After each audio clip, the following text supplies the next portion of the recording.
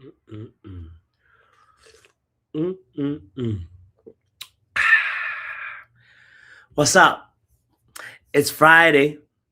I'm doing what I like to do best on Fridays: drink Arsenal tears.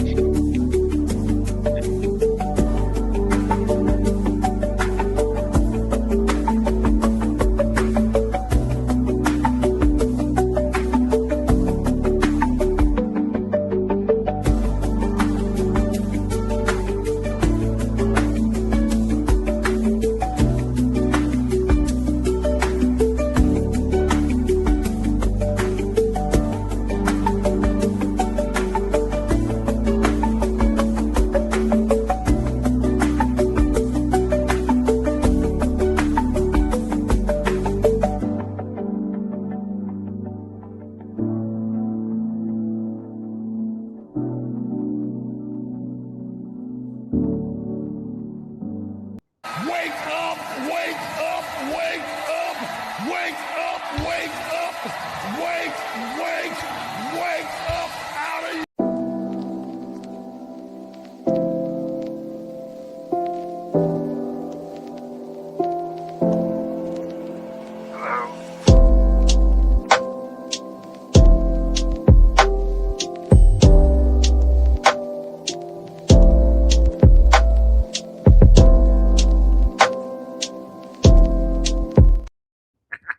Has anybody seen Shay Arsenal?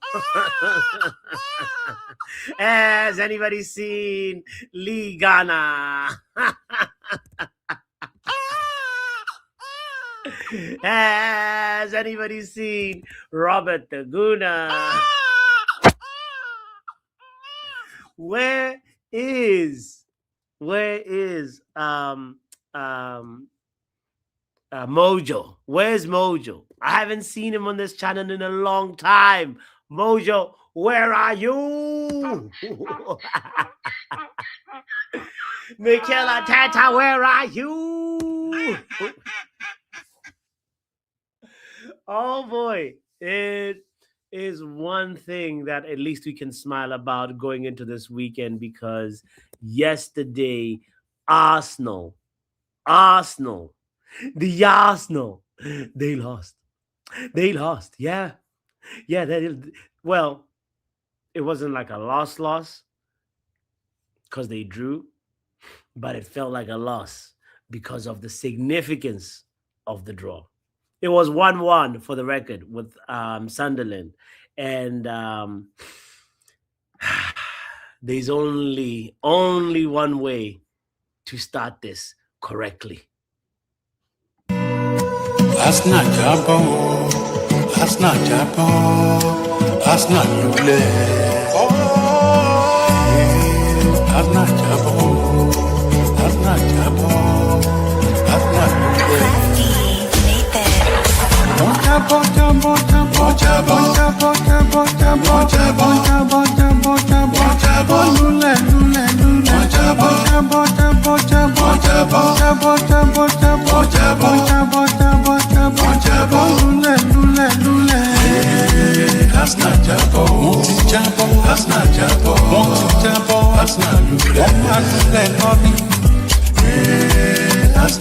Fall, Assnal Fall, Assnal wọ́n máa dúlẹ̀ lọ níṣẹ́ o.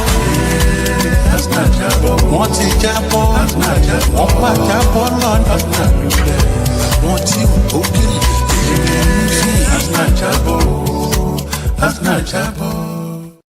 I mean, there's no other place to start, and by really asking the question, will or when. I think it's starting to become more of a when will Arsenal fall.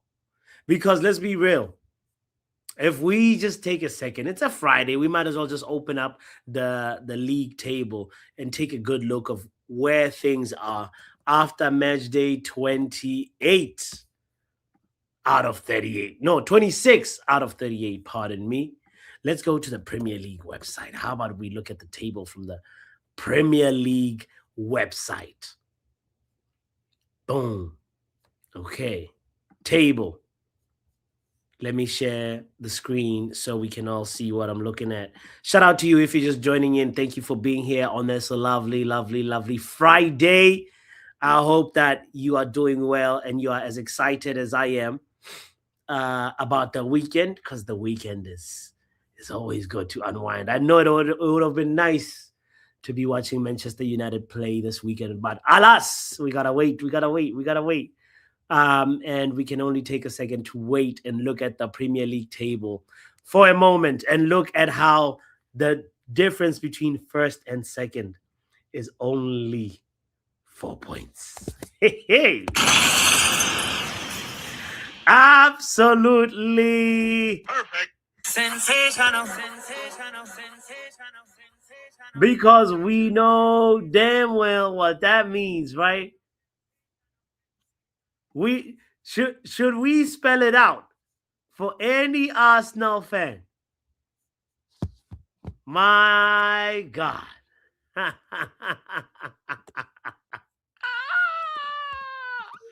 me sweat. Are we ready for Pep Guardiola to be leading the Premier League and winning yet another title? How does that make you feel?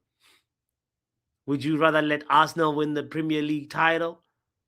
Would you rather have Man City win the Premier League title? These are some of the questions that are popping in my mind on this Friday as we're literally just checking in to see what's trending and what's going to talk, obviously, about the other topic, Sir Jim Carrey. But for the moment, we're here talking about the Arsenal. Will they, because here's the thing. That draw versus Sunderland doesn't mean that they have lost. It means that losing the Premier League is a possibility, but it doesn't mean that it's actually happened yet. Given the fact that, let's take a quick little look at Arsenal's fixtures, right? Since we are talking about Mikel Arteta and the Arsenal, kind reminder to hit the like button. Almost 20 people in the building. Thank you for being here. If you're watching this on Twitch, shout out to you, first of all. And I'll have one kind request on this Friday. Kindly jump over to the YouTube side and join us on Football Power Hour. Please, please, please, please. Big up to Doctor in the house. I see you, Doctor, saying I'm a criminal. How am I a criminal? Because I didn't do a morning show? How am I a criminal, Doc? I keep freezing. Oh no, technology. Hopefully it's not freezing anymore. Okay. All right, cool. Yeah, so first of all, the main thing that I want to, oh my God, we were supposed to do the book club, we have to do it on Monday.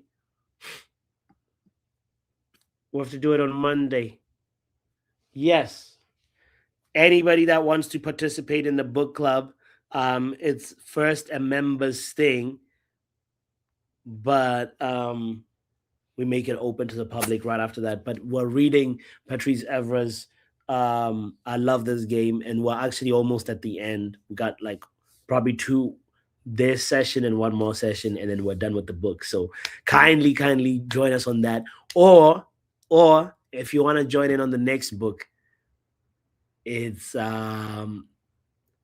Michael Carrick's book. We're gonna get more into those details. Actually, let's finish one book first, and then we will talk more about the next book. But kind reminder to hit the like button if you're just pulling up. I appreciate you. Shout out to Lou Man in the house as well. We are still on the Arsenal. The question that I wanted to bring up was looking at the Premier League fixtures and looking at the fact that they played they played yesterday, and you know what? Hold on a second. They drew with Brentford 1-1. Um, and then the next game is obviously an FA Cup game, but Wolves, they will probably mesh up Wolves. Let's be real. Arsenal will beat Wolves. Why? Wolves is the punching bag of the Premier League. I don't think they have double digit points last time I checked anyway. Wolves will make it difficult because they obviously have nothing to lose. But a team that has lost 19 Premier League games, to me, is going to lose the 20th versus Arsenal, who have a lot more at stake. Like, Wolves will put up a fight, but that's my feeling. Spurs, on the other hand, is a different proposition. Spurs might actually draw or beat Arsenal. Yeah, that I'm not trying to push any agenda. It's actually just like I feel like that's the reality of that game, because look at Spurs' circumstance after firing um a manager, and they'll be experiencing that new manager bounce. So Spurs versus Arsenal will be a very, very, very difficult game. And then um let alone Arsenal versus Chelsea, who are also trying very, very hard to get into that fifth or fourth place.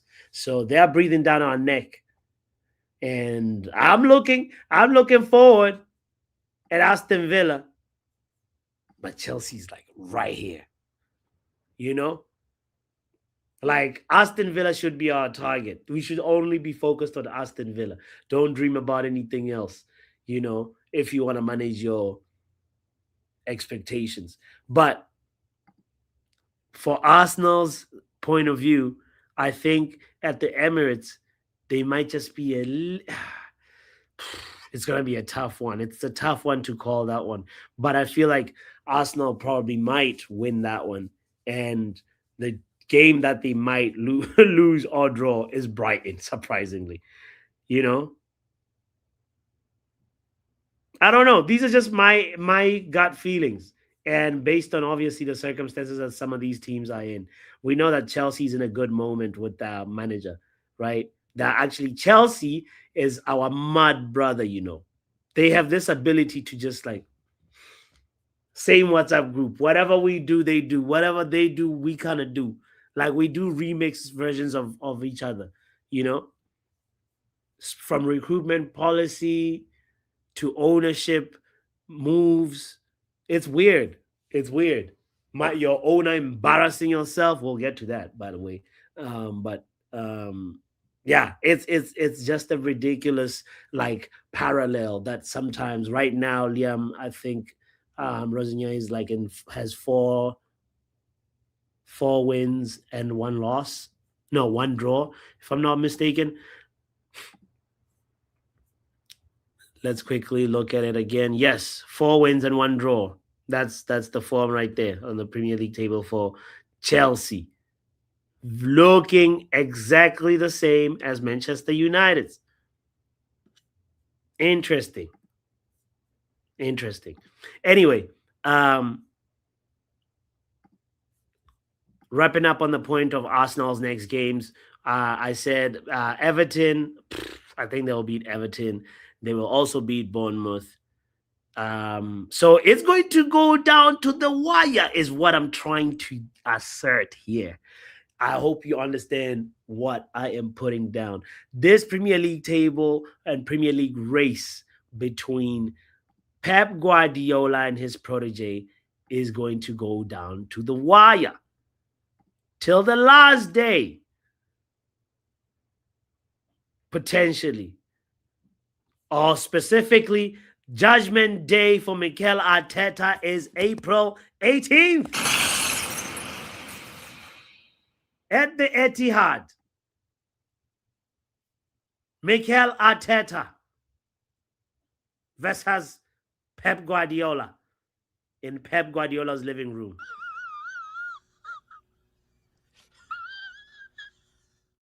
Who do you think is winning?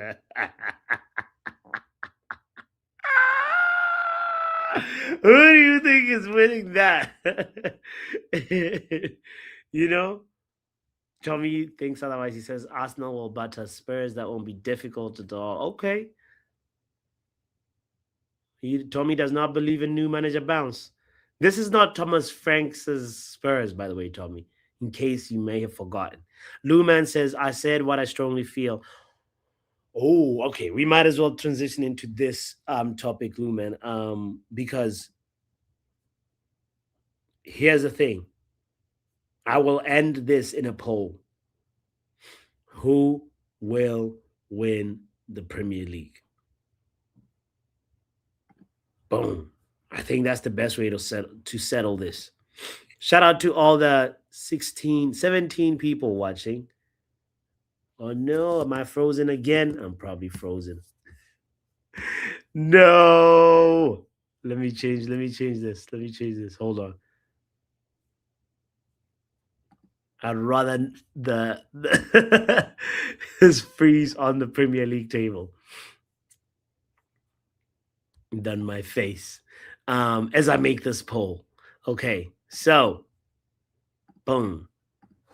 Who after game day 26, who will win the Premier League? Is it the Arsenal? Is it City? Is it Villa? I'm not gonna put Manchester United there because I know these crackheads in here. Actually, let's do a crackhead check.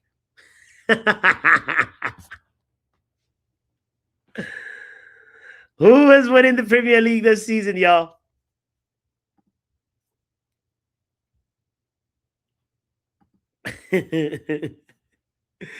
H Dunn in the building. Happy Friday. He says Arsenal will have issues with Tottenham and Chelsea. That's precisely what I'm looking at too, saying, them games are tricky. These games right here are tricky. Spurs, Chelsea, Brighton. And April 18th. You could potentially call this the Premier League final. Because Arsenal will definitely have a slip here. There'll be a draw between the game between Brighton, the game between Chelsea, the game between Spurs, and potentially, Everton could pull a madness. But these three games, Arsenal has to draw one. There's no way they're getting 3 out of 3 wins. And that sets up April 18th for a big Premier League final. And my God, Pep Guardiola. That's what I'm talking about! He is waiting.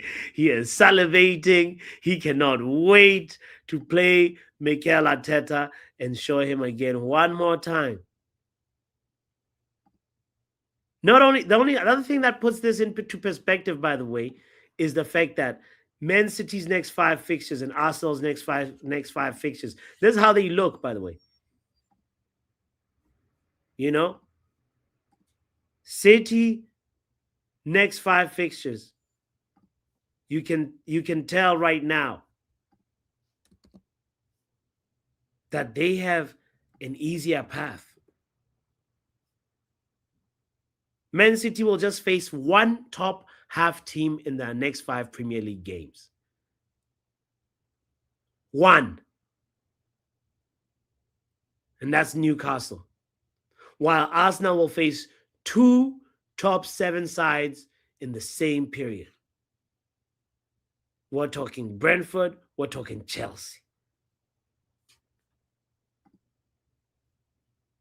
You get what I'm saying here? In the words of Pep himself. We will be there. We will be there. Yeah, Yeah. Big up to you. Joe Blackman says, kind reminder to hit the like button, even if you just passing by. 21 people tuned in. Muchas gracias. New manager bounce.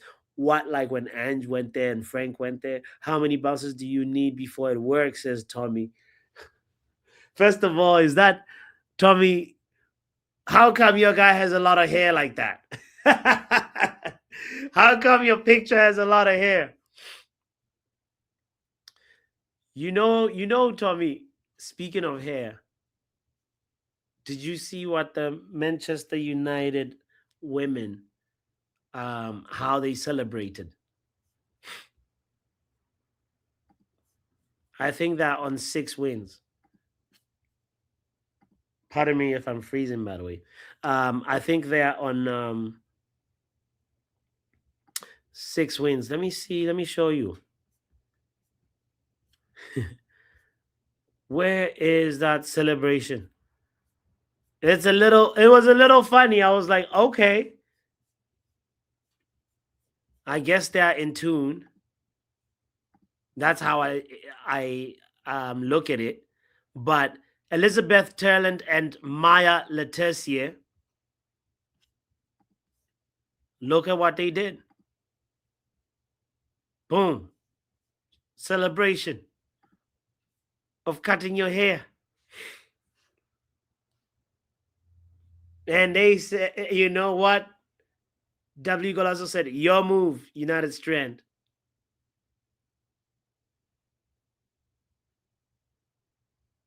Hey, man. He should just cut his hair and say, it's Manchester United. I didn't specify if it was the men's team, if I wanted 5 wins on the bounce for the men's team or not. He should just, you know what I'm saying? Snap Meme says, I felt that that celebration from the women's team was disrespectful. Really? You categorize it as disrespectful. I think it's good banter, mate. What do you think? Hey, Tommy, that's your school photo. Hey, shout out to Tommy. Tommy must have had a lot of rays back in the day, huh? With the hair like that. Big up, Tommy. Them girls were probably talking to you during lunch. Anyway, big up, Tommy. But how do you take this? I want to know. I don't want to also make it a meal out of it, but do you take it as just light banter, light, you know, just have a laugh, or what? You know, I know some people like Wayne Rooney are tired of talking about him, but if the Man United women's team are keeping him in the conversation, hey man, a wise man once said, "It is what it is." Big up yourself if you're just tuning in. Thank you for being here on this lovely Friday. Hit the like button because I don't know if you can tell, my nostrils are clogged. I'm actually unwell, but I'm out here doing a What's Trending show on a Friday. So that's not enough motivation. I don't know what is.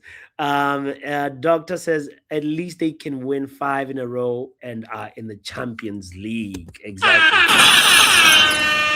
Let's celebrate that. Right? And also, there's a lot of things to celebrate. Even Manchester United. Have you actually realized that when was the last time we lost in the league? It is actually a while ago. There's some things, even the men's team as well. That's who I'm talking about right now. Like when you turn back the hands of time, the last time Manchester United lost was before Christmas. Sensational. Funka? Things ain't that bad. Of course. 9 games unbeaten, H Don, I see what you're saying. Nobody can confirm or deny. But 9 games unbeaten is what is our running right now. Things are not too bad. Things are not too bad. They could be better, but not too shabby. You know what else is not too shabby? I think it was officially announced as well that Manchester United current manager Michael Carrick is the manager of the month, and very, very, very deserving award. Premier League's January Manager of the Month going to Michael Carrick. I mean, he had the toughest tests in the Premier League table. You can choose and say, that's actually the best way to say, look, I beat first and second, to show you that it wasn't a fluke. I beat you know what I mean? I beat Pep Guardiola and his son. So shout out to Michael Carrick for winning that Manager of the Month award. And I think it's well deserving. I know some haters out there being like, oh, it's a competition. But you know what? That's something in your managerial career to be proud of.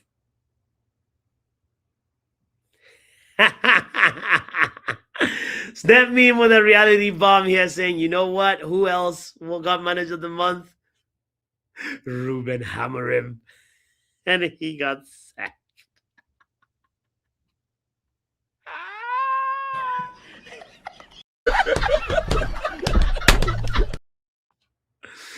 Yeah, you're right. Does it mean anything? I think it means something. Manager of the Month does mean something. It means you're doing well. You did well that month compared to other managers. I think it's a good individual accolade for a manager, 13 points out of 5 matches. It's Carrick, So big up to him. Okay, well, what else is trending?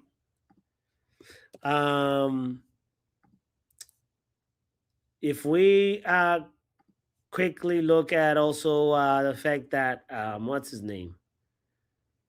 There's somebody, guys. I always talk about gambling and betting and being like, it's a nice thing to do every now and then, but like, hey, I don't know if you heard, someone lost $500,000 betting on Barcelona. Barcelona got demolished by Atletico Madrid 4-0.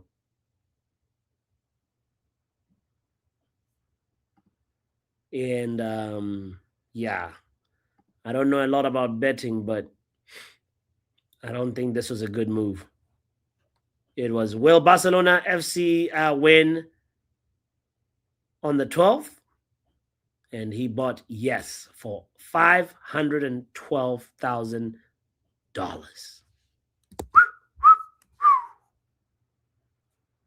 Sensational. Sensationally dumb. Yay! Big up to you, Tommy, saying, hey, the world has gone soft. This is a nice little segue into what we're about to be talking about. People need to get over themselves and stop being offended by a banter, sticks and stones, and all that. That's where Tommy is at. On this Friday, typing after sipping his beer. Because, that's what Tommy likes to do on a Friday.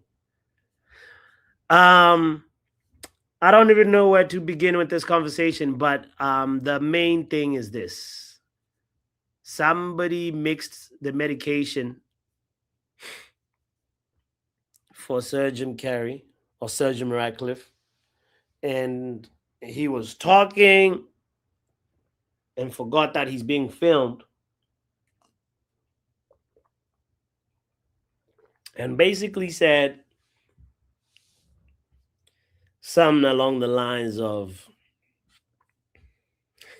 immigrants. What did he say? Immigrants are colonizing. I don't even know if he's being a stand-up comedian or what, but Sir Jim Carrey had the I actually don't even know how to describe it, because at one perspective you can be like, oh, he's speaking unfiltered, but then he on one hand he can be like, this guy is the most cruelest, low emotional intelligence IQ, can't read the room. You can think what you want to think. Nobody's here to police anybody's thoughts. You can have thoughts. Some people have thoughts that are dark. Some people have thoughts that are not so dark. And some people, um, like it's the point that I'm trying to make is that you're entitled to your own opinion. It's not my job to agree or disagree. But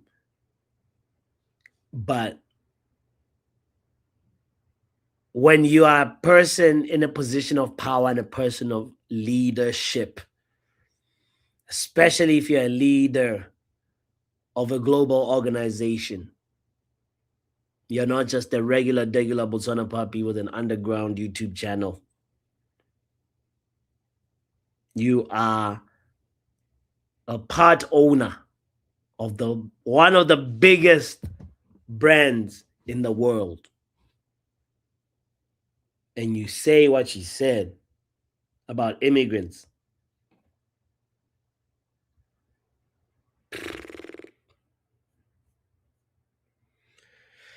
I'm appalled, to say the least. That is why there's been a billboard outside Old Trafford following Sir Jim's comments. And the billboard has this message: immigrants have done more for this city than billionaire tax dodgers ever will. This is apparently the message that is outside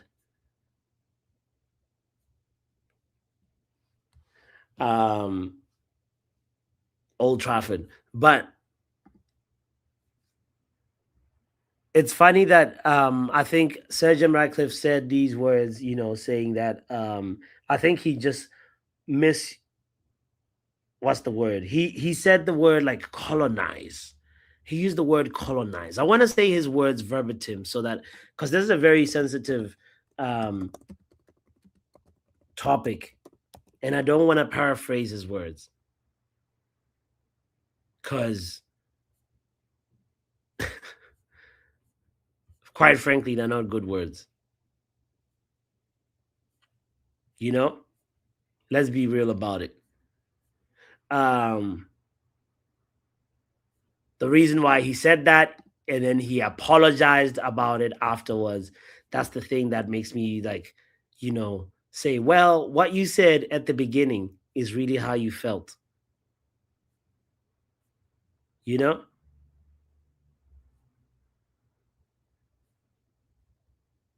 Pep Guardiola has had to answer for Sir Jim Ratcliffe's words. Even Manchester United had to say, listen, we're distancing ourselves from this message, from this messaging, from this rhetoric, from this. It's crazy how reckless and irresponsible Sir Jim Ratcliffe was with these words. So, especially just giving out the fact that how much immigrants have contributed to the global brand of Manchester United, to just even the society, even the economy of the UK. To say that the UK has been colonized by immigrants? What?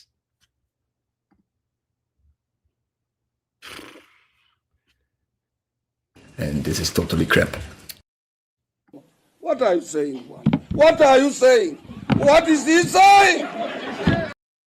It's I for me it's a very very very very cringy take from the owner of Manchester United. So I want to know how you feel, if you want to even talk about it, because it's a topic that's not very uplifting.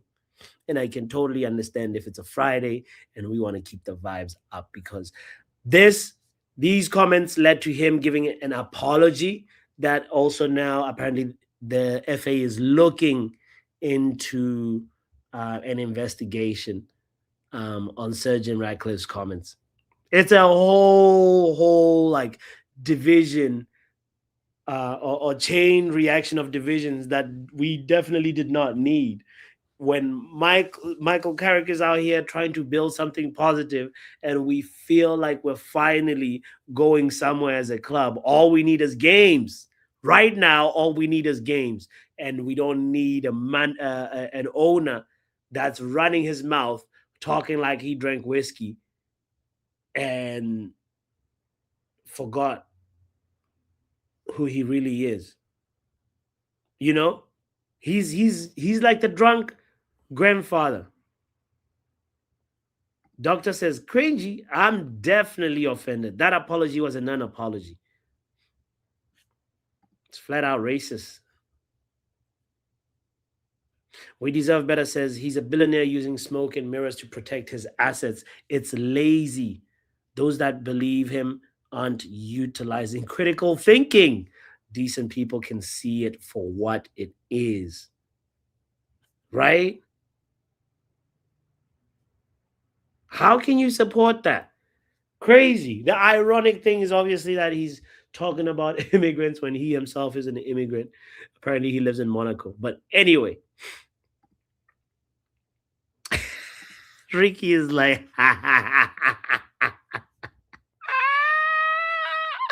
Ricky, I see what you did. Yeah, you know what?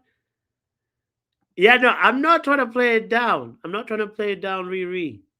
It is like, his racist reflex kicked in, and then he said the apology.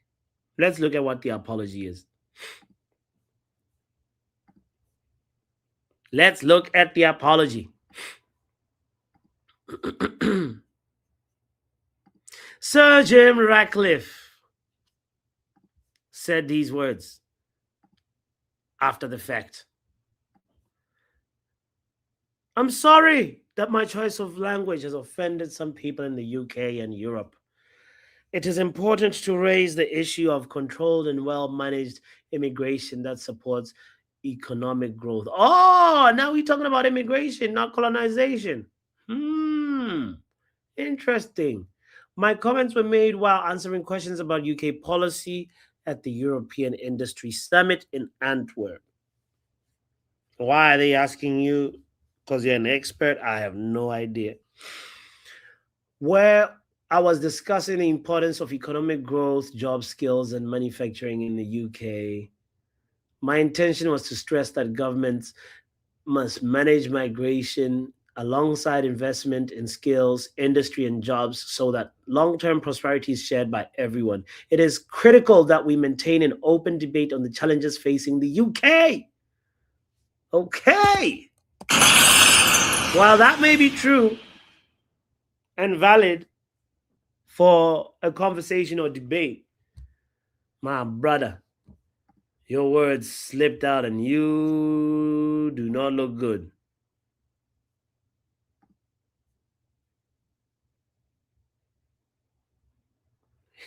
He didn't apologize for the lie about the book. Yeah, he got his facts right. His facts not right, right? He tried to use some numbers that apparently are the point that he was trying to make was about the population explosion and that putting an economic strain on the limited resources. But boy, oh boy, he got his facts wrong. He got his terminology wrong. And look at him.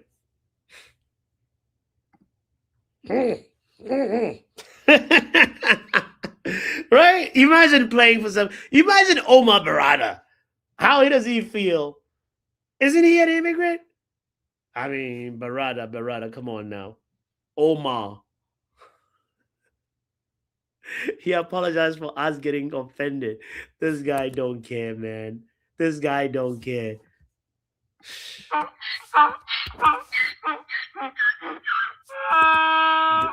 That's for Sir Jim Ratcliffe. In the words of Charlemagne, you get donkey of the day. Anyway, I'm gonna put the link in the chat. Anybody that want to call in, it's a Friday. We're here for another 20 minutes. Hit the like button if you haven't hit it yet. What do you know? What's trending right now in football world from your standpoint? How do you feel about Sir Jim Ratcliffe? You know, it's crazy. I went on when I was on Twitter earlier on this morning.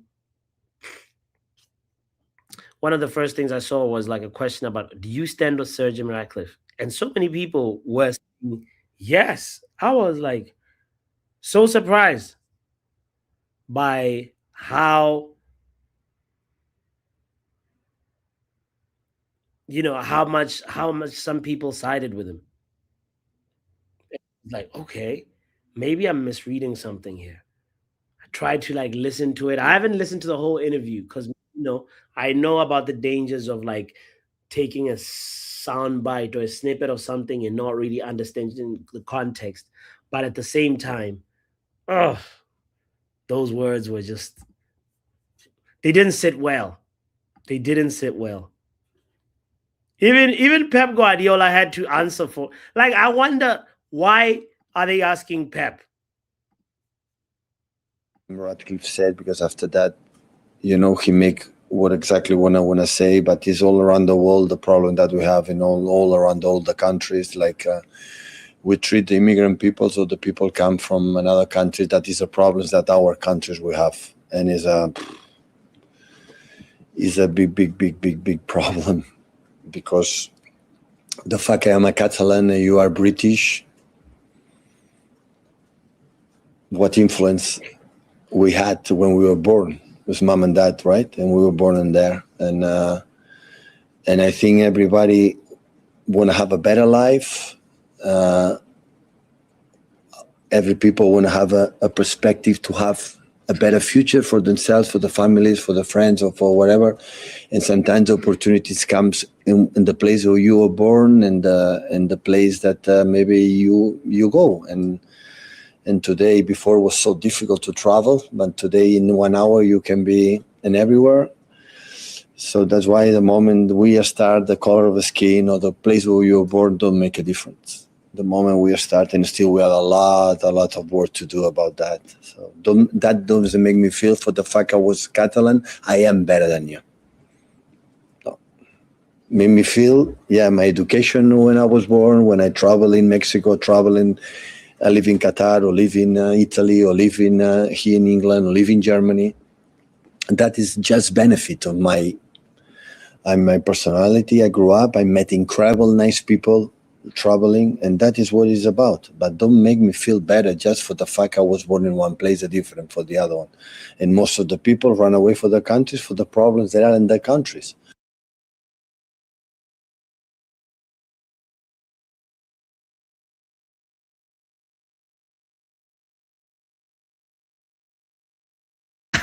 I've been muted.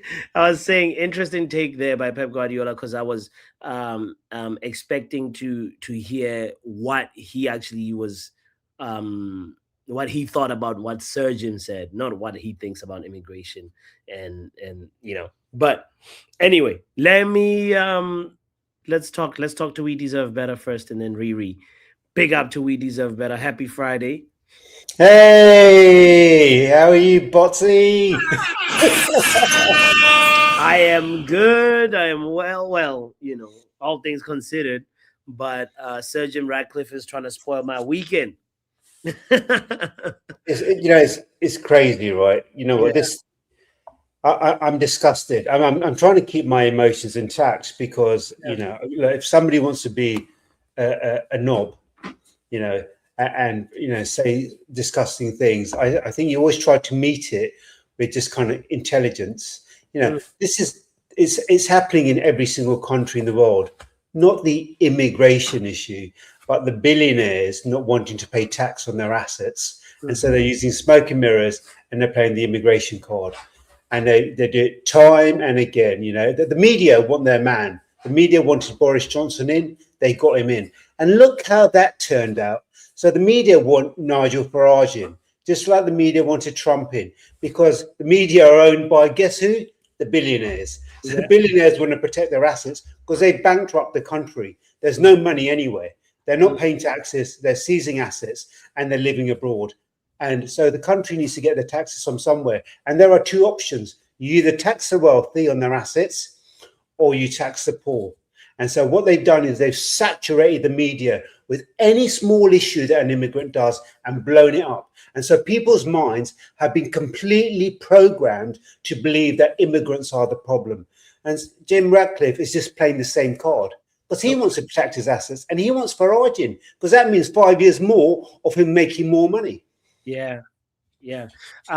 Question: Can you clarify a little bit more about the stats that he got wrong with population? Because like for me, it was like I didn't really fully get it, but I know it was like he's saying that the population has grown. Right. So his big lie was that in 2020 the population was 59 million, or 58 million, and currently now it's 70 million. So there's been a population increase of 12 million. We've been colonized by immigrants, right? And he also said 9 million people are on benefits, and straight away referred to immigrants again. So, you can see the narrative that's being played here. And I'm not going to dress it up. He's basically saying all the problems in this country have been caused by an increase of non-white people coming into the country, right? That's the truth of it. People don't want to name it, but that's the truth of it, right? If you're not white, you're not welcome. The actual stats, and let's stick to stats. The Office for National Statistics, who are the only people who know what the population is in this country, said this, that the UK population at mid-year 2020 was estimated to be 67.1 million, not 58 million, 67.1 million. This was an increase of roughly 284,000 since mid-year 2019. In the calendar year of 2020, there's a number of deaths in the UK exceeded the number of live births since the first time since 1976. The second stat, he said it was 70 million. The office estimate for mid-2025 provided provisional mid-25 estimate of 69,487,000. And the estimate for the current population of the UK is approximately 69.8 million. So the increase, he said the increase from 2020 to currently was 12 million. When it's actually 2. It's 2 million. Right. So the reason he said that was to and run an agenda. the same lie. We've been flooded by immigrants. And now, underneath all of that, the majority of those immigrants, we've talked about 12 million, 9 million of them are the people that are on your benefits, taking your money from you. When in fact, the person that's taking your money from you is people like Jim himself, who lives in Monaco and for the last 5 years hasn't paid a penny of tax in this country. Wow. Incredible. So, in your opinion now, do you think, go ahead, you were about to ask something and then I'll ask you the last question. Yeah. I was just going to say, look, I've been away for 4 weeks, right? And I was in Goa, and Nice. I've had enough of this country, and I've had enough of the racism that's been going on. So I don't listen to the media. I don't listen to the media at all. I went to Goa, and there's a place in Goa called Kandalim. I could not see an Indian face for how many white people there were there, which is fine. I'm not going to say that Kandalim has been colonized by white people, but the way they were speaking to Indian people and the way they were treating Indian people in their own country was abhorrent. Absolutely abhorrent. So I had to kind of navigate that in my mother's country. And then they bring that here. Some of those people have brought that here. I hadn't had any, so that's the kind of racism I had to deal with in my mother's own country. That whole kind of what was happening when we were colonized, when we had people coming over to our country, my mother's country, and illegally taking over that country. Do you know how much money was siphoned out of India? No. $35 trillion. Cheers. Was siphoned out of India illegally over the 200 years that they reigned. Right? 35 trillion. So India was never a poor country. It was turned into a poor country. Wow. There's no discussion about that. There's all of this stuff about how immigrants are the problem and what they do. There's no talk about what they did when they went to people's countries. And the other point I just want to quickly say, when I'm a brown person and go to a country, I'm an immigrant. When a white person goes to a country, he's an expat.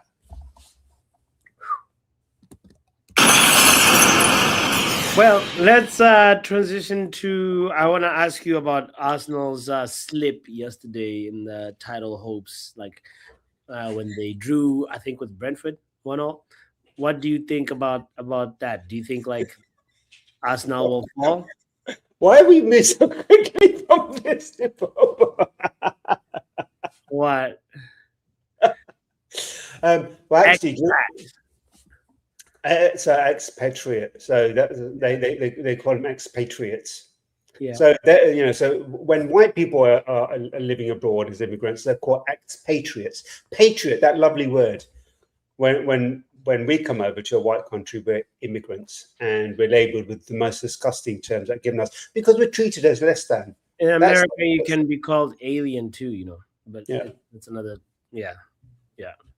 No, I was asking you about Arsenal. What do you think about Arsenal? Like, do you think they'll fall soon, or do you think like where do you stand on that one? So I was flying in yesterday, and then I was trying to sort out my mum's stuff, and she was having a procedure, which they then cancelled. Okay. But I heard about it on today. I've just literally caught up. I'm still kind of jet lagged and stuff. Okay. I thought at the beginning of the season, I predicted that Arsenal would win it, right? Only because I don't want City winning it. I don't want Liverpool winning it. And I don't want Leeds winning it, which is never going to happen in my lifetime, thank God. But I when they played us, I saw fear in their eyes. And interesting. February is the month that Arsenal always mess up. And I think Arsenal are there for the taking. You are so right. February, they always mess up in February. What is it? Is it Valentine? What is it about February? Generally, it's the first time they could win silverware, and that's why they mess up. Damn. Yeah, it's starting to fall off the rails. So yeah, my thing is like that game. When they play on April 18th, I think it's going to be really, really big. So, and also the game versus Spurs, the game versus Brighton, and the game versus Chelsea. Those are very, very big tests. I just want to say another thing, right? And I'm going to stick out of I'm going to keep out of what people want to believe. Yeah, and not apply critical thinking about immigration. If people want to be brainwashed and blame others for their own shortcomings, so be it. What I will say about Jim is this: the thing I've always complained about is I don't want noise at this club. I don't want noise. That's why certain managers got on my tits, right? because they brought noise with them, right? You come to my club and you protect my club and you shut the noise down. Yeah. We've had 4 weeks of great football. Well, great football. We're winning games. Four wins, 1 draw, right? Sure. The football has been interesting to look at. There's been no conversation from anyone. Then that moron thinks, oh no, this is far too quiet. I'm gonna stick a fork in this. It's kind of so, like I said, the other people have to go because they bring noise. He can do one now as well. He can absolutely get out of my club, you piece of whatever. Get out now. You're not welcome anymore. You can go. And just finally, right? My mother is an immigrant, one of those immigrants that you refer to, right? Mm-hmm. And she worked. She paid her taxes. She could have finished at 60. She paid her taxes till 68 years of age, right? So shame on you, right? And then what did she do?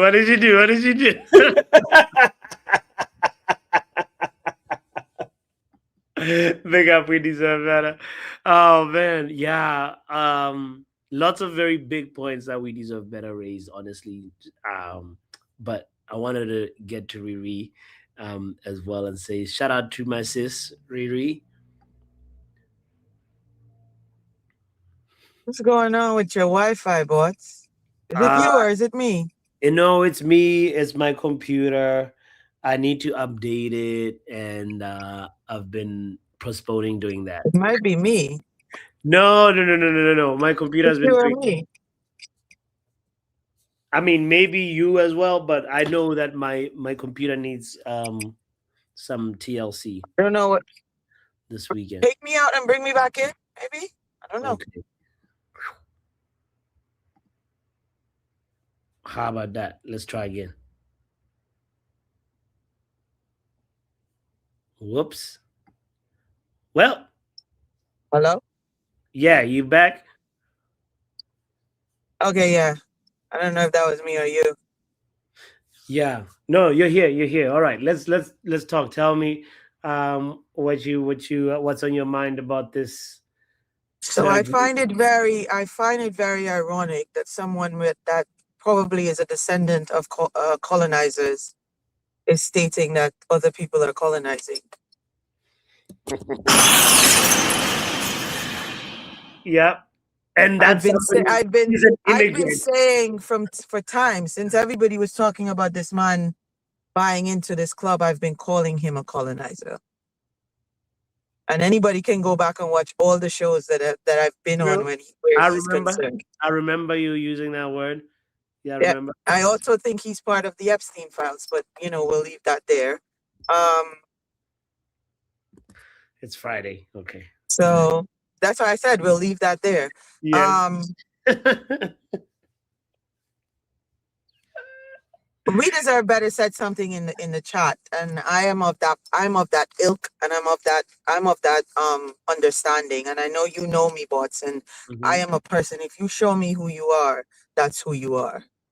I do not make excuses for you. I do not try to pacify or find reasons for what you did or what you said. And I don't care what interview you're on. You've done many, I'm sure he's done many of interviews. Yes. He meant what he said. He very much meant what he said. The words he used were intentional. It was not a mistake. It was intentional. You don't think he was trying to have a conversation about immigration and then No, I don't. Even if you're trying to have a conversation about immigration, sure, you can have an intellectual conversation about immigration without being racist. He was intentionally being who he is, and he is racist. Okay. Heard. He is a white man that has a problem with anybody who is not lacking melanin being a part of the country of his birth. That is what I heard from that interview. Okay. I hear what you're saying. I also want to read Tommy's comment right now, Riri saying, Puppy, look up the story of the grapefruit ladies from Ireland. Not all white people are racist. I didn't say that. That is not what I said. Did I say that? No. You didn't say that. You didn't say that. But he's saying, I'm from Ireland who were colonized by the English too. It's not just a skin color thing. I didn't say it was. Okay. Did I?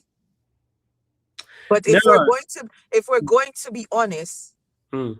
the white race, and I'm not saying all whites, but the white race thinks that they're the superior race.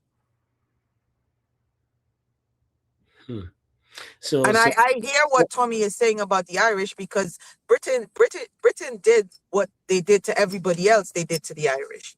Most definitely. I am not downplaying that, or I'm not disregarding that. okay. But what I am saying, in this world that we live in. Oh, he said that before you spoke. Sorry, I just saw it. Okay.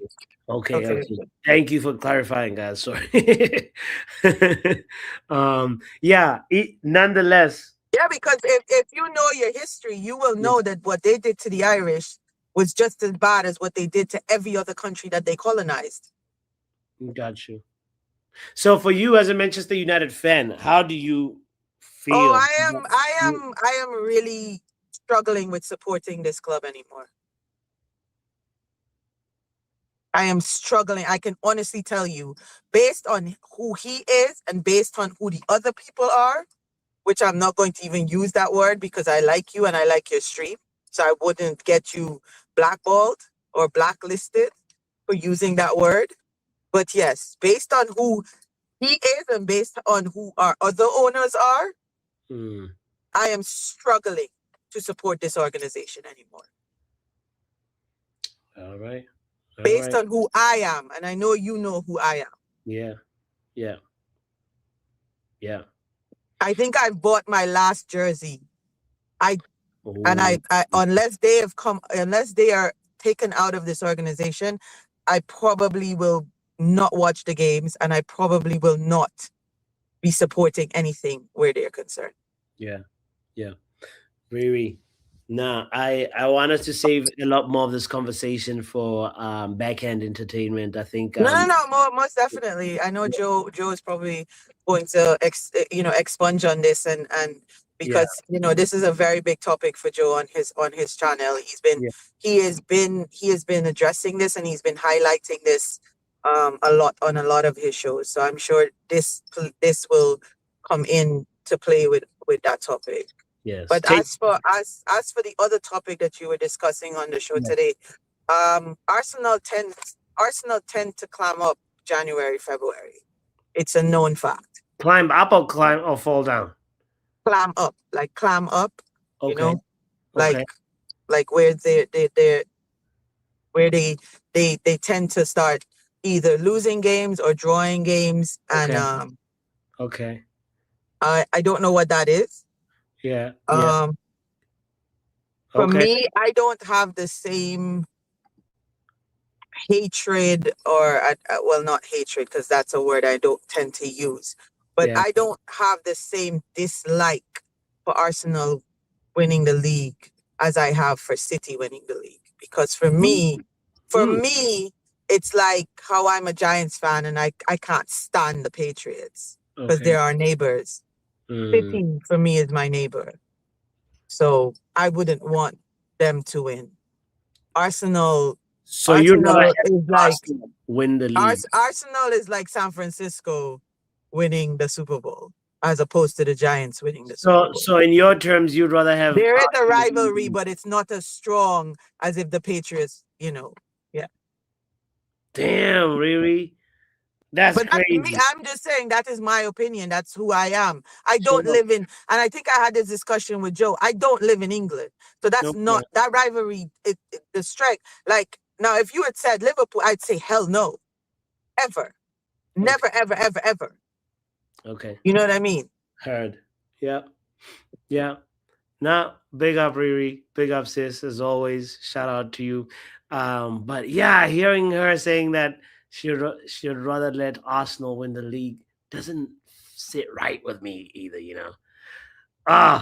Anyway, kind reminder to hit the like button if you haven't done so yet. Shout out to MUFC Realist TV saying, I lost my.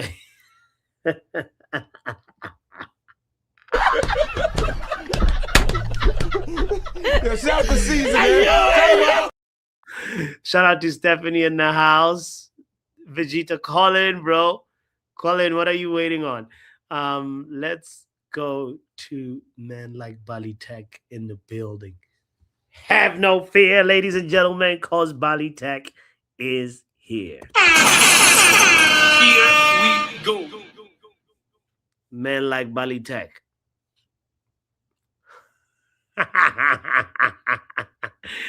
Y'all had fear, and then Bali Tech got out of here. He ran out of the stream quickly. Let's talk to the one and only, ladies and gentlemen, drum roll. Let's do a drum roll for my brother.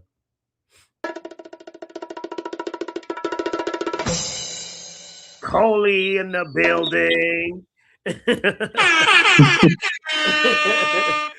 Big up, Coley.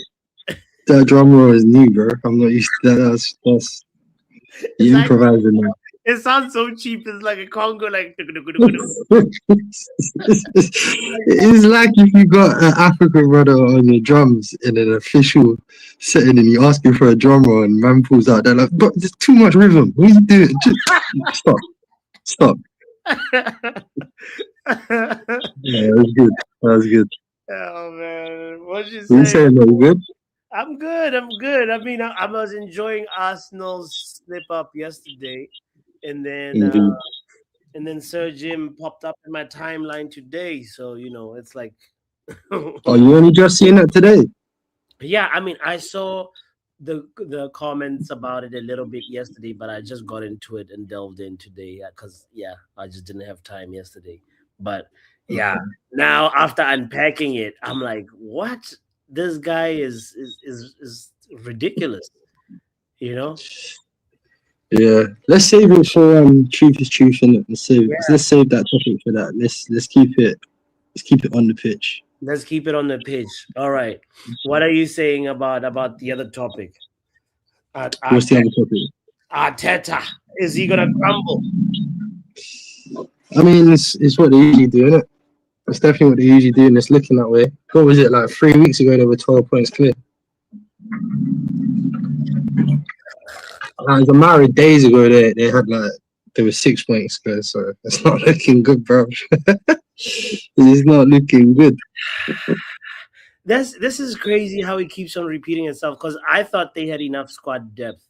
And, you know... They don't have a striker, boys. Bro, do you realize that in the game yesterday, the one goal they scored was their only shot on target? Bro, own goals have carried them to where they are right now. How long was that going to last for? Take the own goals away from them. Where are they right now? Like, if other people don't literally do the job for Arsenal, where are they right now? Man, this is crazy. Because I was convinced that this is their year. I mean, I still feel like they'll still go all the way till the wire. It'll go to the wire. It'll go to the last day. It will go to a late game, but let me tell you now, if they've got no cushion by the time they get to that City game, bro, they've lost before they turn up. They have not got Arteta himself, never mind the rest of his squad, yeah? He himself, there's no way he's turning up to Master Chief, who's his backyard, and trying to tell him anything. Like, when Pep's already stressed out and he's trying to get out of here on a high as it is, I think if Pep, he's already given him a sniff. I think that's where they've messed up. They needed to really like do something in the January transfer window to bolster their attack. I don't know why they thought the way they were scoring goals and the way they were scraping through score lines, I don't know why they thought that was going to be acceptable to win the league. I mean, Mourinho kind of, you know, wait. Mourinho, which team? Hold on, whoa! Don't do this. What Mourinho team was you about to slander? Because I don't recall a single. I was thinking about that Chelsea one where the defensive what, the one with Didier Drogba? Yeah, that one. Yeah. Didier Drogba, the guy that scores goals. Frank Lampard, who scored more goals from midfield than probably anyone ever. Okay, so Like, maybe where's the goals that was coming from? a stretch of a comparison. Okay, I hear you. But And even if you want to talk about, Mourinho's team with us, he had Zlatan. Like, you can't just park the bus. Like, you do have to score. You do have to have someone who is gonna, like, the goal is what wins the game. Fair enough, the defense makes it harder to lose, but the goal is what wins the game. So if you ain't got no one with a direct path to goal for you, or a guaranteed path to goal, and you realize that once, and this is the other stupid thing about Arsenal as well, they believe their own hype. They were all so stubborn to not give up on Gyökeres for so long, that by the time it got to the January window, instead of biting a bullet and accepting it and going to get some and bolstering their attack, no, we can't look like we bought a crap striker, so let's not do that. All right, we don't have the league then. We're happy. We're fine. Wrap-Up says you're right. You need more attacking outlets. I would have thought like Madueke and like What Madueke, bro? What version of Madueke has come through the Premier League and done anything that made you think he's going to carry a team on his back to a title? No, I mean, having Madueke and Eze definitely gives you options, right? Gives you outlets. We're talking about more outlets, right? These guys. I'm talking about goals, bro. I'm talking about goals. He generalized the outlets in terms of goals. Like, what he means is you need that winger, like the Chelsea side we just talked about. You need the Frank Lampard and the Drogba. Yeah. You can't put all your hopes in. You can't put all of your goal hopes in one basket. Pep ain't done that. Fair enough, Haaland does like 80% of the work, but like goals are spread around the attack to some degree. Do you know what I'm saying? And what Mourinho did better than what this team's doing is his defenders actually scored a lot of goals. Yeah.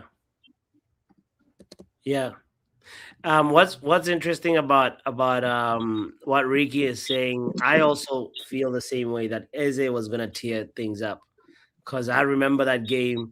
Eze comes in and he scores like a hat trick. I think it was versus Spurs, and then after that, he's failed to score in his last 16 appearances. Yeah, but then all right, hold on. Because I kind of agree with the take, yeah. Eze had the potential, he had the quality. But then Eze is he's not a kid. He's not Sesko's age level. He didn't need breaking in any way, shape, or form. And the second he showed you a hat-trick, you should have been playing him. And playing him. He's the age, he's been here long enough, like in the Prem long enough. He showed you something. Form is a mythical thing, bro. It can come and go for mad reasons. And the guy showed you form. And the next game, I swear he didn't start after the hat trick. No, he didn't. Right. And I was worried about it happening to Sesko, but I mean, different players, different points in their careers, different positions. It has a different effect. So that's more like the problem in Eze's personality. Like, even if like Sesko was here scoring 2 games in a row, and then we are faced with a big team, and then but he doesn't. It's not a personality thing. It's not a person. Look at all the 10s that have stepped into personality thing. It's not. But let me explain, yeah? It's a positional thing. So, like, for example, yeah, Sesko, this is why I said to you to give him an A the other day. Yeah. A striker, when they get on the ball, more time or not, they're going to be in or around the box, i.e. you're going to be in an attacking situation. There is more likelihood, more chance, more possibility that 3 touches on the ball turns into some sort of productive contribution for you as a striker. You don't need as many touches on the ball to get into form to affect the game because of where you positionally sit, and then we'll talk like the system, plays into that even more depending on what system you're in. All the 10s in this league this year have struggled, when they've stepped into new teams. I don't think there's a single exception. While I'm scanning in my head right now, I don't think there is. The best performing 10 this year has been Bruno. It's not knocking Bruno. Bruno's been in his team for time. Yeah. Yeah. So like the game within United kind of moves around. Like he dictates the pace of our attack. Yeah. Even when he's playing from deep. But the point I'm making here is if you put an Eze in and he only gets half an hour as a 10, half an hour stepping into a game as a 10 when it's at its highest tempo and you're coming off the pitch from cold, your first 3 touches are probably going to be around the centre circle somewhere. Yeah. Do you know what I mean?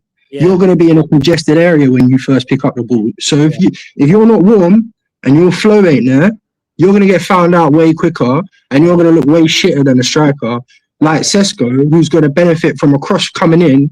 It's your first touch on the ball and you hit the fucking post.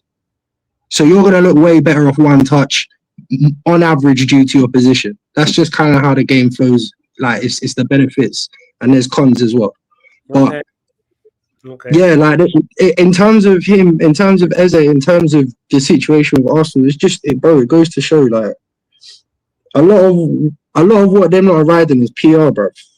Like PR around Arteta's ability, because it's like this. Arteta is, you can tell he's definitely a sound defensively. He can organize a team to be defensively strong, because it's been one thing Arsenal has been consistent at is they've been having the best defense in the Premier League the last 3 seasons consecutively. Like conceding the least goals, like literally that's such a difficult team to score a lot of goals against. But at the same time, that has come at the sacrifice of the attackers. It feels like his system doesn't benefit attackers so much. It's more favored on like defensive solidarity and defensive compactness and controlling the game with passes and winning set pieces and being more attacking with your set pieces than open play, right? Would you agree with me? I hear you. I definitely hear you. That's a logical perspective, but I can give you a completely different one that might be equally as true, and it's very simple. Let's hear it. What if we just had great defensive signings and not so great attacking signings? And he's a very average manager.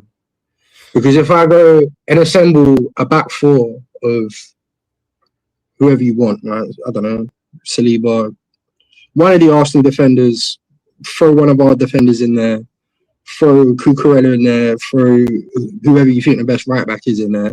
Yeah. Do you know what I'm saying? Like, if the talent level that you've brought in is really, really good, which them lot are, that back 4, talent-wise, the talent's definitely there, isn't it? So how good of a manager do you really need to be when you've signed probably 3 out of 4 of the best defenders in the league? And then, go on. It's a sign that something is wrong with your system if your defenders are like your most productive, is where you're getting your numbers, you're attacking your goals, you know? It's a sign that there's something like inherently wrong with the system or flawed with the system, that what your striker is non-existent, your wingers are really not really affecting the game. All that your wingers do is just effectively win you corners, and that's how you get your wins and scrape through so many Premier League games. And that for me is Arteta's coaching, like pretty much summarized. And he can make the transition into a much better, if he can just balance it a little bit more and be more attacking, he can actually make the next transition. But he's just stuck in this ceiling because he's so focused on defensively controlling a game. And that's precisely what's holding Arsenal back. It's Arteta's tactics and his footballing philosophy. Well, I think the same thing about Arteta that I thought of Amorim, but the difference between Arteta and Amorim is Arteta's got the love and the support of the fan base that are just glad to have an Arsenal old boy at the helm. And Man United fans don't fall into that fluffy-eyed type of mentality. Because, again, I stand by what I just said. Like, everything you just said can be indicative of just making better signings in defence, making average signings in midfield and attack. And because you're not improving anyone, like, you're just playing to your strengths. You're basically saying Arteta needs to sign Vinicius, like big game changes like that to be able to be successful, right? Well, yeah, if you're going to be a mid-manager, I had this conversation with King in the group chat, and I said to him, like, there ain't much difference between him, Arsenal, and Tottenham. You're a Declan Rice away from being him. And to be fair, that Declan Rice signing it wasn't enough. It was a start, but you needed to do that again for your attack. And if you had done that, then I would have taken them seriously. But you look across any of their signings, even Declan Rice. I mean, maybe he was top 5, maybe top 5 in the world, maybe when they signed him. He had a great year just before they got him. But apart from that, they've never signed a top 5. They've never gone out and got 100 mil on a player. Do you know what I'm saying? And I'm not saying you have to do that, but your manager's been there long enough, whereas he's not showing that he will take an Odegaard and turn him into the best in what he won't even turn him into a top 5 in the world. So he's not going to turn him into the best in the league. Like if the player is good enough, the player will get there. Saliba, Gabriel, but Arteta's not going to be the thing that tunes them up and makes them go the extra mile and gets an extra 20% out of them, innit? So you've got 2 choices in that situation. You either go buy your Vinicius and vibes it and let them let them carry you the same way he's letting the defense carry him now, or you lot get rid of your manager finally, because the way I'm sitting there looking at these lot, I'm not impressed, bro.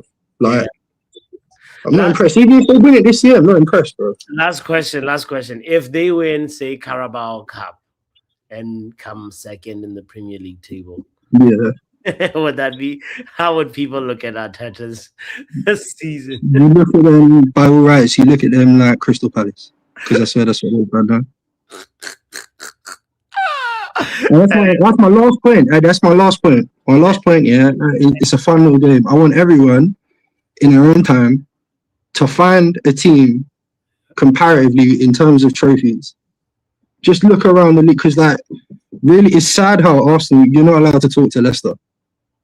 You're not allowed to talk to them. That's a bit sad. We don't have the capacity.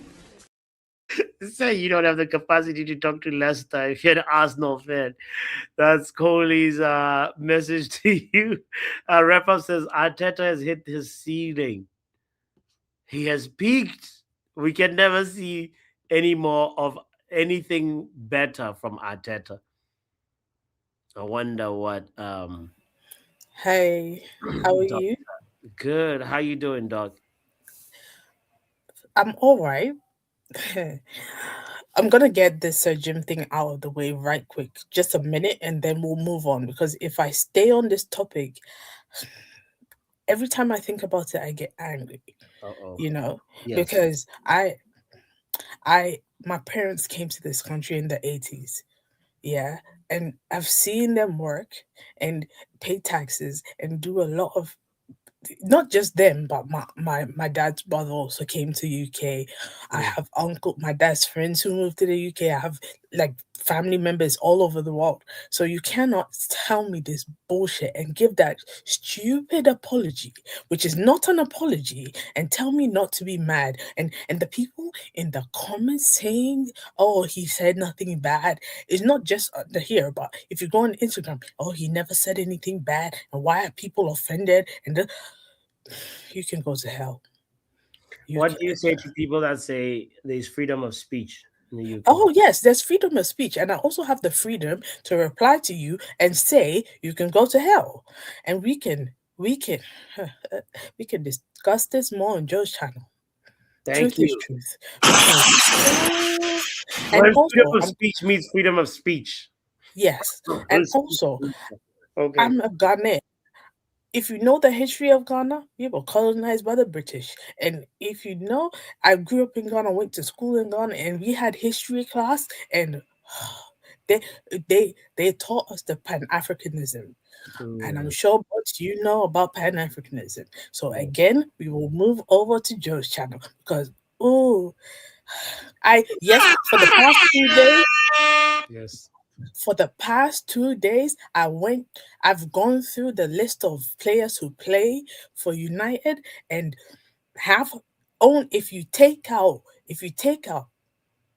all the in quotes immigrants, and I included the Scottish and the Welsh too, and leave the English players who are not black or known to be descended from immigrants, there's only 8.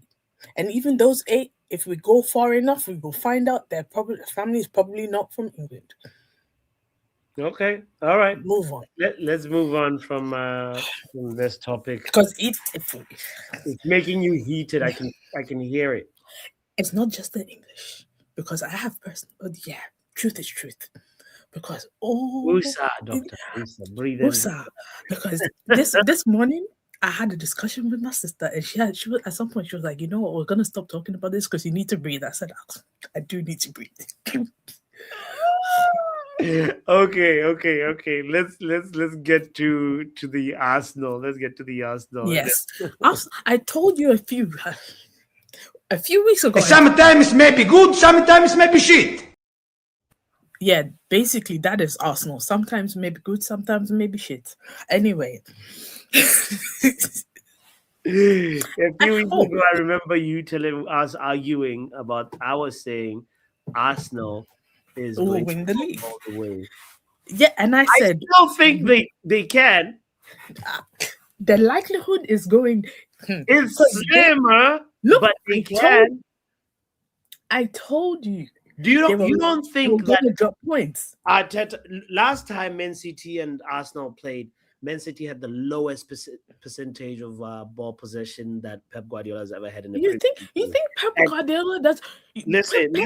He fears Arteta. Like Pep. He does not.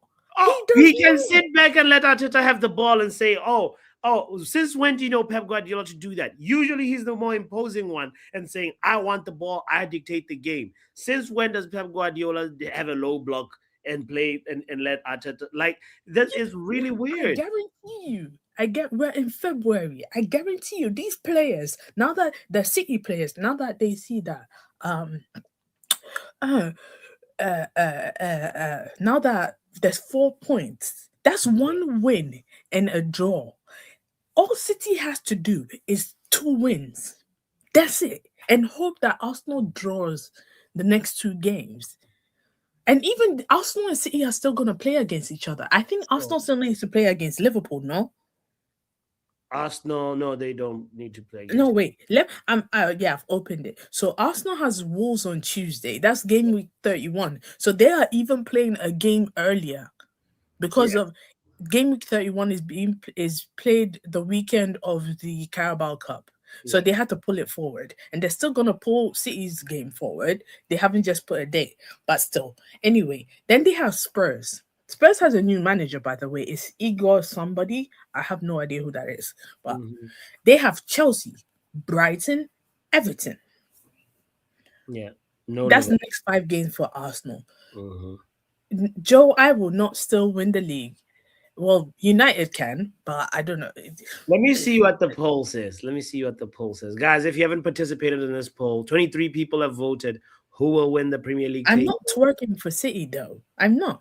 If me personally, well, I'm kind of with Riri on the case where I don't know if this team needs my support. But then again, you know what I mean. Okay, so you listed the fixtures. Where do you think that 5 falls exactly? Yeah, where are they? They could fall against Spurs. Is Spurs away? Is Wolves away? Spurs away. Chelsea at home. Brighton away. Everton at home. They have been beaten at home before. United did it. You really think Chelsea's not gonna go and say, "I did it once before. I can do it." Like United's done it. I can do it again. The last time they played at Arsenal was 3-2, right? The Carabao Cup semis. You have to take your advantage. Hell, when they played against Wolves the last time, they only won because of own goals. All 3 goals were own goals. If not, that would have been a Wolves win, or Wolves would have walked away with a draw. At this point, everybody's gonna go there playing for a draw. You cannot tell me that they won't drop points. And Everton, I hope. Yeah. Everton are fighting. Everton are fighting for it's not Champions League, Europe. Everton are like 7th or something like that. Oh, they're 8th. Everton, Brentford, Bournemouth, Newcastle, and Sunderland, and to some extent, Fulham. 6 teams are fighting for 6th, 7th position, and maybe 8th. Okay. So You make a good point about that, about Everton, also being going to be a very difficult test. I think that's because they are so close to European football. Maybe Conference League is what they're hoping for. So that's a point well taken. So, in your opinion, like, what will this mean for Mikel Arteta? Say he wins, he get like, fired. no. He What about should if he get wins a fired. domestic cup? Like, come on. No, I don't care. That's not enough. You well, after 7 years, you that FA Cup he won, it wasn't his FA Cup to win. Yeah, well, what if now he wins his own FA Cup? Now, He's not now gonna what? Look, Carabao Cup final. I feel like I don't remember where I heard. I think it's either here or this morning on KG's channel. Somebody said the Carabao Cup final. Whoever wins that will tell us what will happen during the season because it's a catalyst. I think Carabao, Arsenal will win it, and then City will win versus Arsenal in the league. That might be the flow of events, in my opinion. Could be wrong, but yeah. You know what I mean? It's not necessarily like the winner of the Carabao Cup is going to go on and win the Premier League. I don't think. No, but like whatever happens there, and whether people get red cards or what yellow card. I feel like Pep has an idea how to play against Arteta. He's done it for the past 5 years. Yeah. They've drawn, they've lost, they've won. If he doesn't win that I don't care. Him signing the new deal was just not like the best thing to do. Agreed. I want to ask a question, last question for you, Doc. That was asked during Coley's call was, who's better, Eze or Olise of Bayern? I don't care. She's like, those are none of my players. Big up, Doc. Good question though, Stephanie, because for me, I go back and forth. But now I think I'm more of a Olise fan than Eze fan. Like, not just because of Eze's form in Arsenal, but like Olise, for me, like there are certain players that I enjoy watching dribble, especially like Musiala, 100%. Olise, 100%. Canabry, a little bit. But if I had to pick between the two, I'd pick Olise. Yo.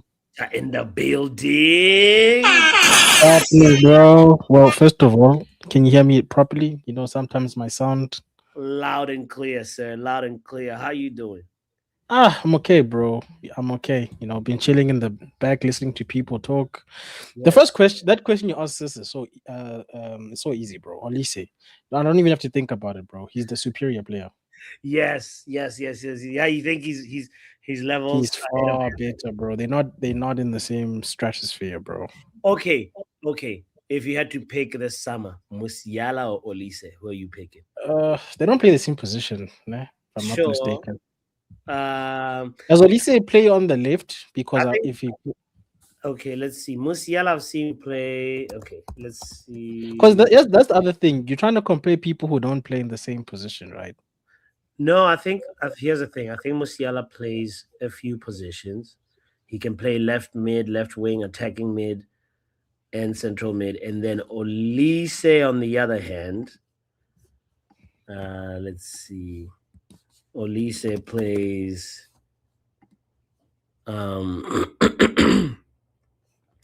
oh, there we go. Right wing and attacking mid.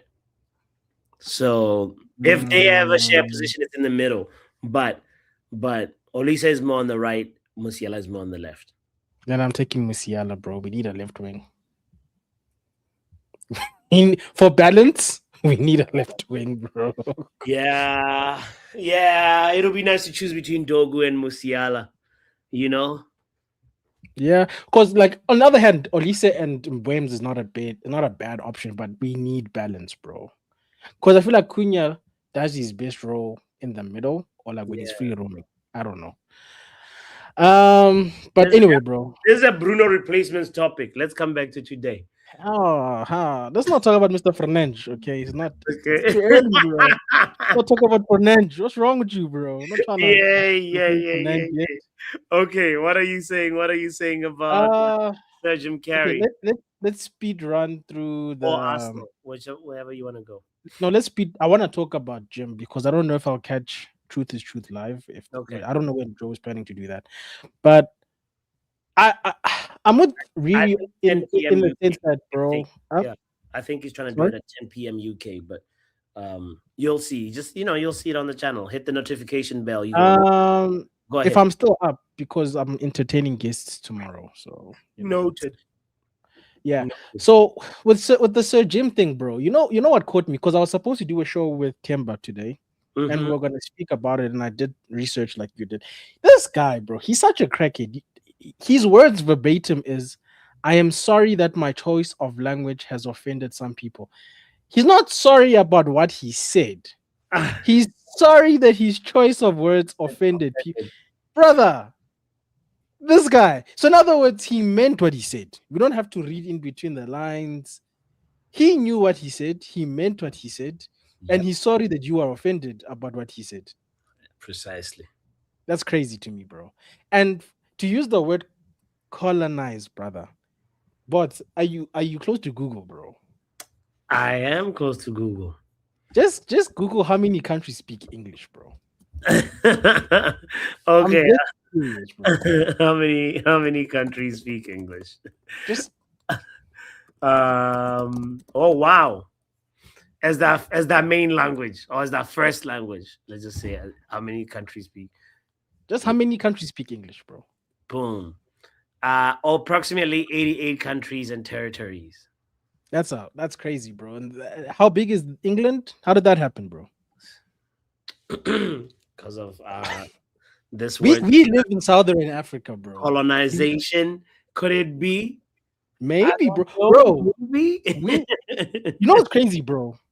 We are technically relatives, but because of them, we've got borders. You realize that, right? 100%. 100%. You and me could actually visit each other's countries and not need to worry about rands or Or pula. yeah, or crossing the border, or Because, yeah, brother, you can find family on my side. They created that. true, They found us here.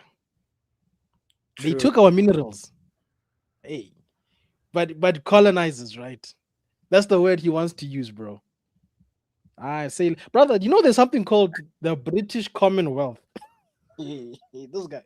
The Commonwealth, the Yes. one where the Queen used to visit all the countries, and Yeah, we all had to like monkeys just line up and be like, yeah, brother. That's this guy. You know these people is like they've got convenient memories. I can't believe this. yeah. But anyway, bro, back to what I was trying to say. My point is, bro, I was listening to Riri. I don't know if she's still in the studio or she's not. And bro, I won't lie. I feel the same way, bro. It's like there's so much nonsense going on with this football club, bro. It's becoming a job to support them, honestly, bro. Because on top of the Sir Jim nonsense, I don't know how true it is, but apparently we took out another loan with the flipping Bank of America, bro. Like, what is going on? Another loan. Yeah, bro. I don't know how. I haven't got a chance to verify, but like Pav put something in the group chat, and allegedly on the 11th, which is what 2 days ago, United took another loan. Brother, I thought we were trying to get rid of debt, bro. What is going on, bro? Like we fired people, and now you're doing more debt. Like what is going on, bro? Yeah. It's too like it's getting too much, but I'm not gonna lie. Like I think when we say win, lose or draw, United. I think this might be one of those exceptions where you're like, I think I might not be supporting. Don't you think what he said calls for grounds for him to like either like resign or Or How like, do you resign from an entity you purchased a part of? or sell it? I don't know, He's bro. not actively working there. What are you, brother? I don't know, bro. I think there's an opportunity to put pressure on him. How do I Like, resign from being part owner? get of the out. We house? don't like your opinion on us as an institution and the community, and your ethos are not aligned with ours. Get the Brother, hell we out, couldn't- Sir Jim Ratcliffe. Brother, we couldn't even Give your get rid shares of to the. somebody else. You know, We couldn't even get rid of the guys who spent not a dime on our club but made all the money in the world, bro. We're not firing the guy who just spent he spent whatever money. I don't even know if it's his money or what one day, bro. But he spent money. Is the point? He's not an employee. You feel me? He's got a slice of the pie. You can't just tell him, hey, you can't eat the pie you just bought. It's his pie. Yeah. There should be Um, absolutely pressure on him to sell. Chelsea were made to do it over political ties. maybe the government, like you're saying, because Chelsea was the government that forced Roman to sell, right? Yeah. Crazy. Yeah, But like, there has to be some kind of like way for us to find pressure on, pressure. yeah, but again, that was the government. Like, are England gonna look at what he said and say, bro, you need to sell the club, bro? You bringing the league into disrepute, or whatever. I don't know, bro. It leaves a bad taste in my mouth, bro, because we're gonna play next week, and now I must defend my club, and like it's normal out here in these streets, bro. But I love the club. I just don't like the people. It feels like we're supporting the colonizer. It's a weird position, bro. Now imagine how, like, say, Kobe Mano feels. Imagine how, say,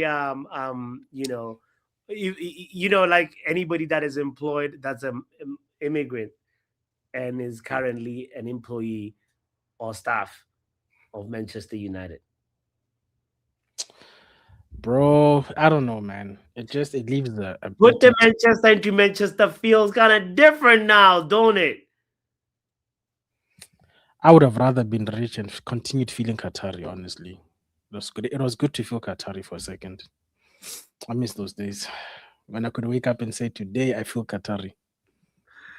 Oh, those are the days, bro. Those are the days. But yeah, no, I'll look out for truth is truth. But there's so much, bro. There's so much that England has done to the world that man can't use the word colonizers. Is my point, bro. You know what I'm saying? I mean, for people who don't know, I know Afrikaans people are credited with apartheid, but if you actually look at the history and the background, the actual framework was designed by the British people before they handed over rule to the Afrikaners. I learned that when I went to the apartheid museum, bro. I was like, word? I didn't know that, bro, because I just know Afrikaans people oppressed us. Then I found out, no, this system was actually designed by British colonial rule and was then adopted by the Afrikaners and executed the way they did. You get what I'm saying? So it's like, brother, you've been going around to people's houses and stealing and doing whatever. And then when people come over to England for better opportunities and work, now you got something to say about it. That's a kind of dodgy, bro. You know what I'm saying? It's even worse when I hear people like We Deserve Better say his mom worked and actually paid taxes, bro. You get what I'm saying? It's not like they weren't contributing to the economy, because that's the thing he cited, right? To say it's taking a strain on the country's economy. Yeah, he's basically has a qualm with like immigrants who are on benefits type of thing. I think that's a separate conversation. Yeah. I'm just saying, I'm just talking about the United element as a fan. It just yeah. I don't like it. We can get into the person on another day and I guess on Joe's platform. Just as a fan, I'm just like, yo, bro, that we didn't need this noise when we're enjoying our lives right now, bro. You know what I'm saying? For sure. Anyway, bro. That's my bro Vegeta. Thank you as always. He's like, he should have just kept it quiet. He should have just kept it quiet. Let Carrick cook in peace. Bro, am I getting like starter pack minutes? What's going on? I haven't even spoken about Arsenal. What's going on? Bro, can I just I've got a few things to get off my chest. Since we're here, bro. Let's talk. Can we talk about the fact that I'm a part-time worker on here, but I have no rights to pin stuff. I can't post no community posts. I can't Bro, when people are doing nonsense in the chat, I have to rely on the mod. You know what happened last I show, am the right? mod. You know what happened in the preview last show? You're like, I haven't given my Arsenal prediction. And then the show This guy, bro. And then on top of that, bro, I'm getting flipping airtime minutes, bro. You know, airtime counts for nothing in bro, you know that's 2026, how we bro. show love, bro. You know? Bro, you're a crackhead, bro. No, I wanted to actually, talk about Arsenal, let's bro. talk. Yeah, what do you think about Arteta? I'm not gonna do you like that twice in a row. Let's talk about Arsenal, bro. What do you think? Arteta, bro. Yeah. The first thing I want to say about Arsenal, bro, I don't. And look, I'm sure these other people feel this way. I'm tired of faking my hate for City. I didn't grow up hating City. I didn't know what a City was until recently. I don't even know enough. I think I know like 2 City fans in my life right now. 2 active. Wait, hang on. 3. Make it 3. I just remembered one more City fan that I know. The other fan I know is not a City fan. He's a Pep fan. So when Pep leaves, he's leaving with Pep. So I'm not even gonna count him as a City fan. Yeah. You get me? Yeah. So I don't have the ability to hate City the way I'm supposed to, according to club history and tradition. Yeah. Now, I grew up with Liverpool fans. I grew up with Arsenal fans. I hate them, bro. I know them. I know too many of them. So your personal circle has how much? Like, what's the distribution? Is it more Arsenal? I would say about 30-35% Arsenal. Obviously 50% United because we're that big in South Africa. Come on. And then the other percentage when you minus the Arsenal fans, I'd say Liverpool. There's a lot of Liverpool fans, especially like in the colored and Indian communities. They've got a lot of fans, Liverpool fans. Yeah.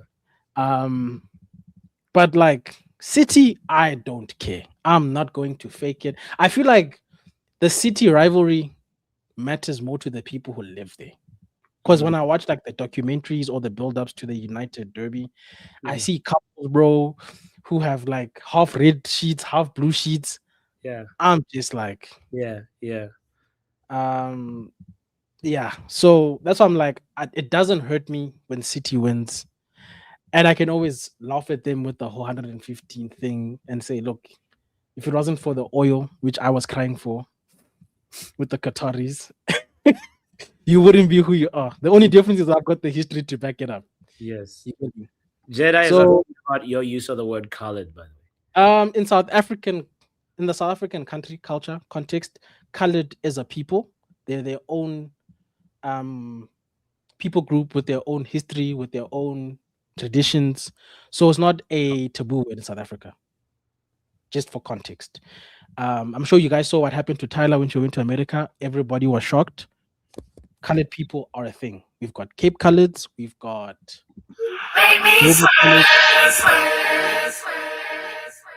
It's a thing. It's like saying I'm black. You know. So that's why. Sorry, I know in other countries it's a thing, but for me, because of my context, it's not derogatory. My apologies to everybody else. I understand that in your countries it is. But just for context, it isn't. I can't erase a whole people group in South Africa because of your context. That's crazy. How long have you been waiting to press that button, bro? But anyway, bro, you remember what I said about Arsenal, bro? I said if these people drop that point gap to single digits, they're going to feel pressure, bro. Not just from City. The rest of us are going to be looking at them and say, oh, you're vulnerable. And Arsenal doesn't know how to deal with pressure. We've seen this, bro. Yeah. They don't know how to deal with pressure, bro. They know how to fold, just like chess. That's what they know. They're very good at folding, bro. Arsenal, you know what Arsenal is? Arsenal is the guy who sets the pace at a marathon, but doesn't finish it. They set the pace for the actual winner of the marathon. They keep the seat warm. Yeah, bro. Have you seen like these paces? They're the guy that takes the girl out. But never finish. But never. You know what I'm saying? They're the guy who pays and takes them out on dates just for the guy who rocked up from nowhere to finish the job. You get what I'm saying? That's awesome. Bro. That's why.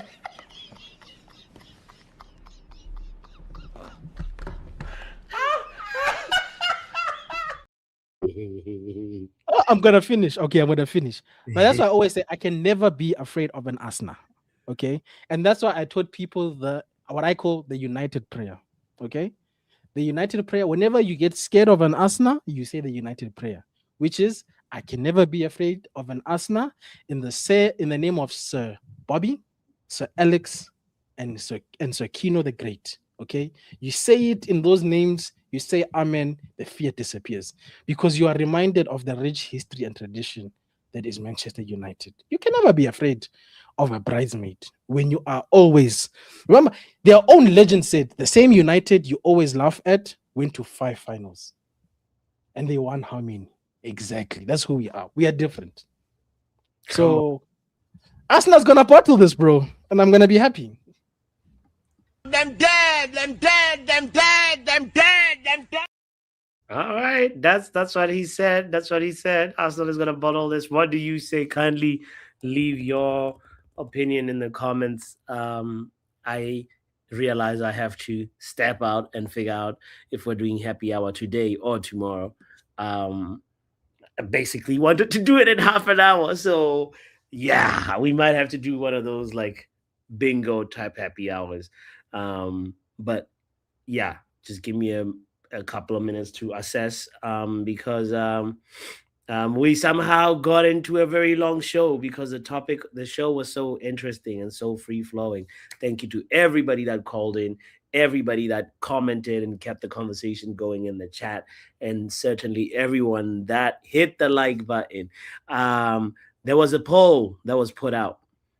Let's see what this community says. 35 voters. Oh, 30. Wait, okay, let's see how many in total voted. 38 people voted. The question was, who will win the Premier League? The results are as follows. Okay.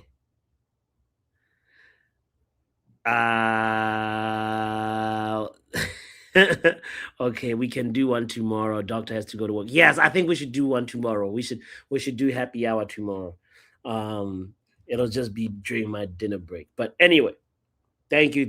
I think that will be the best because I don't want to rush it right now as well. Also to answer Jedi's question, what she's saying.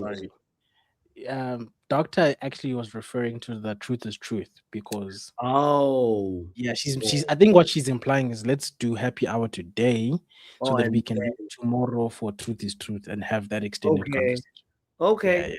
Okay. All right. Well, we'll confer after the meeting. Confer after the show. Have a quick meeting and see if we can run happy hour. But I want to read out the results of the poll quickly. And this is how it looks. 41 people have voted. Who will win the Premier League? Arsenal, 34%. City, 32%. And Manchester United, 32%. Aston Villa, 2%. Incredible that 32% think Man United are going to do it. I love it. This is the kind of optimism we need. But yeah, more people are feeling like Arsenal still have it. Incredible. Arsenal are losing the league. Yeah. Saka's washed. What? You don't think fan, yeah. Saka is washed. And you can blame that on your God, who's Arteta. Yeah? Yeah. He don't know how to train attacks. You don't think Saka's what? He scored 4 goals.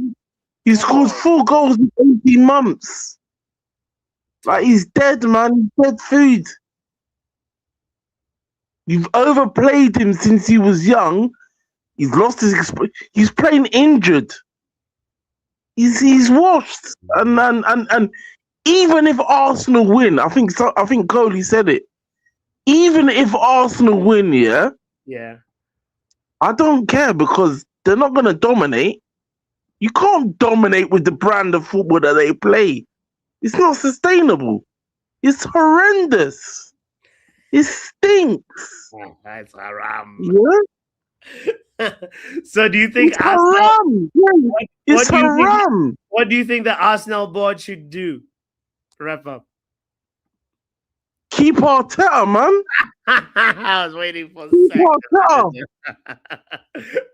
Back the manager, because then it gives other teams a chance to win the title, man. I told you already, but I told you already. I told you already, man. I told you. Back the manager. Yeah. Arteta ain't God. He's not gonna stay in, man. Last wrap up. Last thing, by the way, I didn't ask you about Sir Jim Ratcliffe. What do you have to say to Sir Jim Ratcliffe? Oh, listen, he's a clown. Like I said, Uganda independence 1962. We kicked them colonizers out. So what's he talking about? Britain colonized the world. He's upset. I tell you. No, whatever. There he is. Okay, so go say that again. Say that again. Wrap up. Sorry, you got disconnected. No. You hear me? Yeah, I can hear you now. I can hear you. Yeah. Yeah, I just said basically, he's upset that his company is failing and he ain't getting no freebies. So he's taking it on immigrants, not even illegal immigrants, it's immigrants. See, he's an immigrant in Monaco, but he's chatting about rare tear. And that's it, really. I'm not really offended. I laugh. He's a broke billionaire. He's a broke billionaire. That's it, innit? That's it. Hit the like button for the broke billionaires. We out of here. Peace. That's not Jabo. That's not Jabo. That's not Don't forget, Backhand Entertainment has a very important show later or tomorrow. That's not Jabo. That's not Jabo. That's not That's not Jabo. That's not Jabo. That's not That's not Jabo. Won't it Jabo? That's not Jabo. Won't it Jabo? That's not Lule. That's not Jabo. That's not Jabo. That's not Lule. One man Lule on yourself. That's not Jabo. Won't it Jabo? That's not Jabo. One man Jabo on. That's not Lule. Won't it okay? That's not Jabo. That's not Jabo. Peace. We out.